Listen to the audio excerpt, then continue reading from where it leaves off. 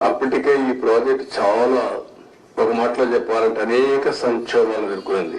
ఈ ప్రాజెక్ట్ రాజశేఖర రెడ్డి గారు ప్రారంభించడం, అప్పుడే అవకతవకలు చేయడం, కాంట్రాక్టుల్ని క్యాన్సిల్ చేయడం, అక్కడి నుంచి ప్రాజెక్టు ఆటకెక్కడం, అక్కడి నుంచి వాళ్ళందరూ కోర్టులకు వెళ్ళిపోవడం, ఇక్కడ కూడా land acquisition project central place లో ల్యాండ్ ఎక్విజిషన్ చేయాలంటే వాళ్ళు కోర్టుకు వెళ్ళడం, right main canal, left main canal కాలువలు తవ్వాలంటే వాళ్ళు కోర్టులకు వెళ్ళిపోవడం, ఎన్ని లిటిగేషన్లు పెట్టాలో అన్ని లిటిగేషన్లు పెట్టి 2014 కంటే ముందు కిరణ్ కుమార్ రెడ్డి ముఖ్యమంత్రి అయిన తర్వాత టెండర్లు పిలిచాడు. అది కూడా కోర్టుకు పోయి గందరగోళం అయ్యి తర్వాత ఫైనల్ గా అన్ని కోర్టులు వెకేట్ వచ్చింది.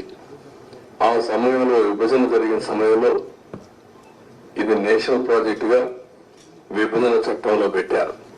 ఇన్ని నానా అవస్థలు పడి ప్రాజెక్టు ఇప్పుడే కాదు, ఈ ప్రాజెక్టు కన్సీవ్ చేసి చూస్తే 1940లోనే కన్సీవ్ చేశారు బ్రిటిష్ వాళ్ళు. అప్పటి నుంచి ముందుకి వెనక్కి రావడం, అప్పుడు కూడా 300 టీఎంసీ నుంచి 700 టీఎంసీ ఇంకా హైట్ కూడా పెంచి కట్టాలని చెప్పి అనుకున్నారు. కదా మనకు వచ్చింది చూస్తే 45.72 మీటర్లు దీంట్లో కట్టినప్పుడు 194 టీఎంసీ ఆఫ్ వాటర్ స్టోర్ చేసేట్టుగా మనం దీన్ని పెట్టుకున్నాం. అంటే 194 టీఎంసీ వాటర్ పెట్టుకుంటే 320 టీఎంసీ ఆఫ్ వాటర్ వాడుకునే అవకాశం వస్తుంది. ఫ్లడ్ వాటర్ వచ్చినప్పుడు ఈ రిజర్వాయర్లు పంపించి అన్ని చేసే అవకాశం వస్తుంది.